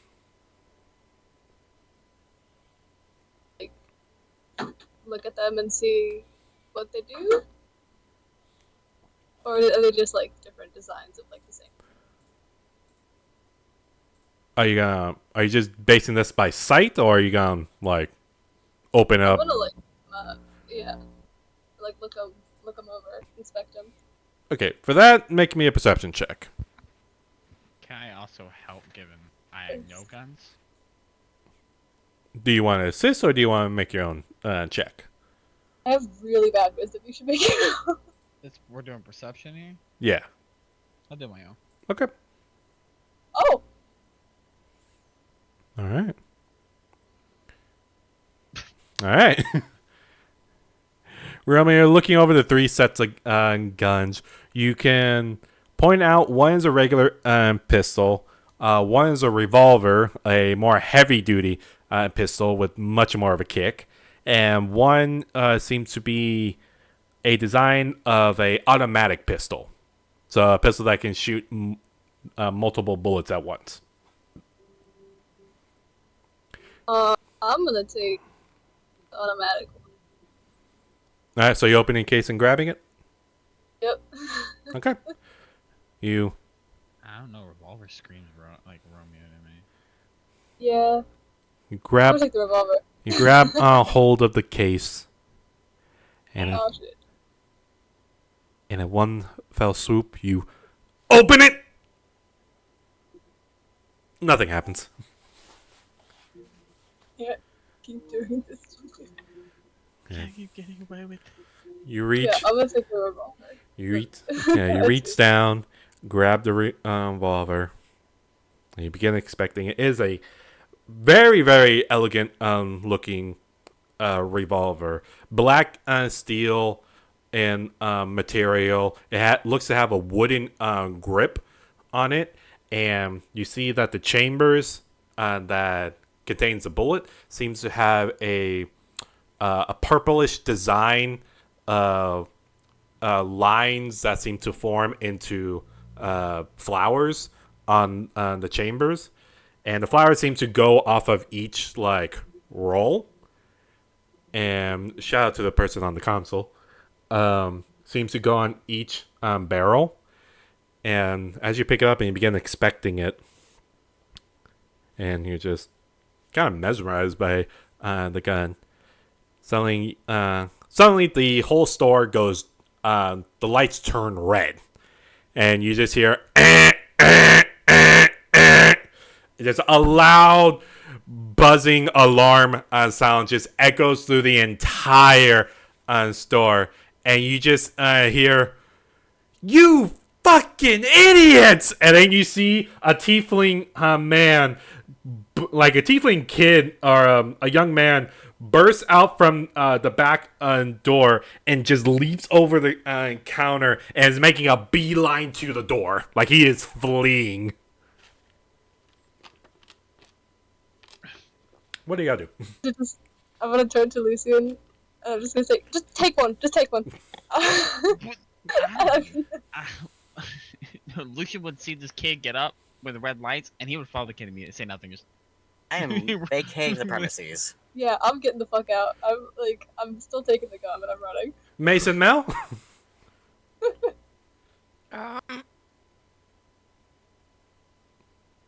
In that short amount of time, would I have been able to cover the body and kind of just, make it look presentably respectful? Yes. During that amount of time, yes. She's just gonna casually walk out. Mace, what about you? Hayes is now going like, well, this is where I die. Okay. fine. Then, as y'all Walks out and follows the kid.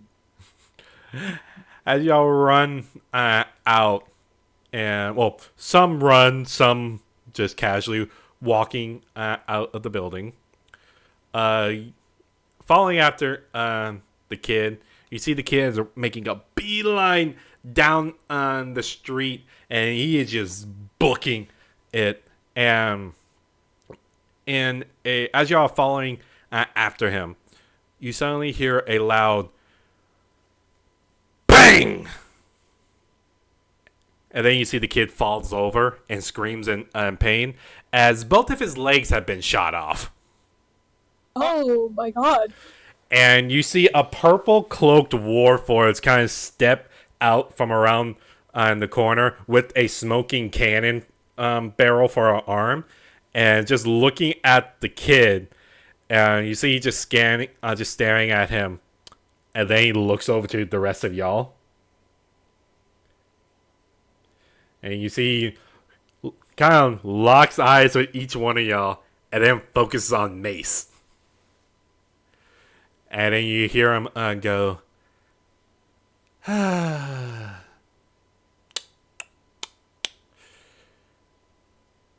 you see he kind of puts the gun over his shoulder and goes, Mace, Mace, Mace, Mace. I thought you would know better than to steal from a store. This is gonna look mighty bad for Lord Brimstone. I can already imagine it. A Brimstone knight caught with stealing from a store. Shame, shame. Especially during these times when we had just suffered an attack. I'm gonna hide the gun in my bag as best as I can, and I'm just gonna kind of step out, Caleb! sort of in front of Mace, and I'm just gonna say, "Sir, there's been a misunderstanding. We were, oh god. Sleight of hand check. Oh god. Okay, we're good.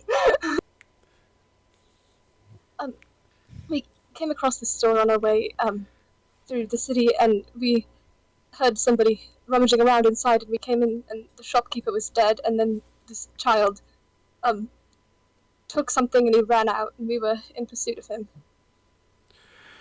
He's supposed to say this. Why did you shoot the child's leg off? Proceeding to draw his sword. Well, Akara is immediately just gonna start backing the fuck away. He's like, I didn't do anything. I want no part in this. well, we see the purple cloak warforged looks at y'all, then looks at the kid who is like weakly starting to crawl away and wince in pain, and you see the purple warforged just steps on the kid's back, like right on his spine, and the kid lets out a wince in pain as the purple cloak warforged goes, well, from what y'all have just told me, this young tiefling is charged with theft and murder. And this is Sorry, a. Are I you don't. trying to interrupt me? Or do you have anything else to say about this kid? So I'm simply stating that I don't believe that he was involved in the murder. I believe that the shopkeeper was killed by those warforged from earlier. How convenient. Isn't that right, kid? And then you hear him go, I didn't do it, I didn't do it, I didn't do it, I didn't do it, I didn't do it. And well, was there any Warforge bodies in the gun store? Not that I saw, but it was only the shopkeeper in there, and it's possible that they just killed him and they left. They could have been going on to kill others. So please, he's a child. I don't believe he would do something like that. So you're And the wounds were gunshots. I don't think he has one. Or would've Yes, he wouldn't robbed it be. in the first place. Exactly. I'll say Romeo. Make me a persuasion check. Okay, I'm good at these. I'll give you advantage because of Lucian's assistant. Okay, we're good. You see the purple cloak Warforged just. You do prove a good point, even though there were a couple infected Warforged that do have guns, and nothing saying that this kid doesn't have a gun. Let me see. And you see he reaches down, pats him down, and goes, no guns on him. You may have proven. Oh, wait. There it is. And you see he reaches down a little bit behind where the kid was dragging himself, and picks up a broken pistol that seemingly was tied to the side of his leg that was blown off. And you see the purple cloak Warforged goes, a destroyed gun. You are young, so I can't imagine you resorting to murder. Although it is impressive that the shopkeeper of a gun store would get murdered. Very, very concerning. Very well. I won't kill the kid. But we have some big questions that we need answers towards. Because we can't just rule every crime right now to my infected brethren. Wouldn't you say, family? And you see more purple cloak Warforged are stepping out around the corner, and some are even flanking behind y'all. And you see the purple cloaked are just surrounding all y'all. And the one that was talking to y'all goes, what were y'all doing in the store, might I ask? Mel would pop up and be like, I was getting the tiefling more presentable. I live here in this town, and no one needed to find him like that, so I covered him up and said a few words for him. I do Mace is recognize you. thinking. Oh, go ahead. Mace is thinking because this is not how the purple Warforged work, because they only patrol one at a time. They're never in a group together. Aren't they? That is true. So Ace knows something is wrong. Or not Ace. Mace knows something is wrong. Sir, all due respect, are you one of the affected? Because you are never in a pack. How dare a filthy human question me? Oh, no, no, no. This can't be right. The authority given unto me lets me do what I deem is right and what I deem is justice. And as he kind of taps the side of his head with his arm cannon, and then quickly points the cannon down to the kid's head. Justice deserves murder. And pulls the trigger as you see the kid's head explodes. And you see the Purple Warforged looks back at y'all and goes, now, what to do with the rest of y'all? Y'all are clearly part of this tragic incident. So what's it gonna be? Are we gonna have to take y'all in? Or are we gonna make this fun? Mace will walk up to that Pacific Purple Warforge. How tall is he again?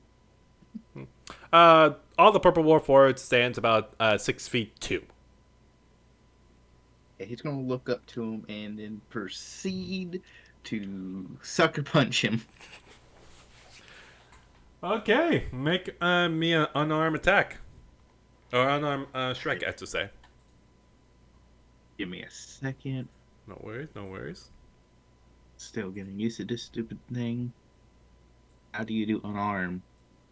It's just If you pull up your character sheet and go into your inventory. There it is. Yay.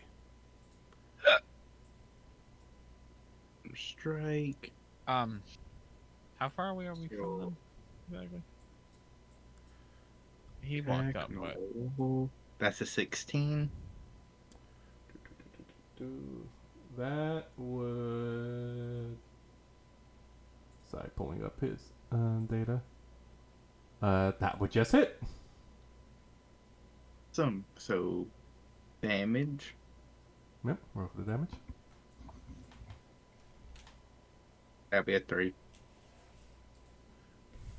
Okay. You reach up and sucker punch on the man, or the war forge in the face, and you see his head doesn't even move, and he just smiles at you and goes, "Serve a fun way."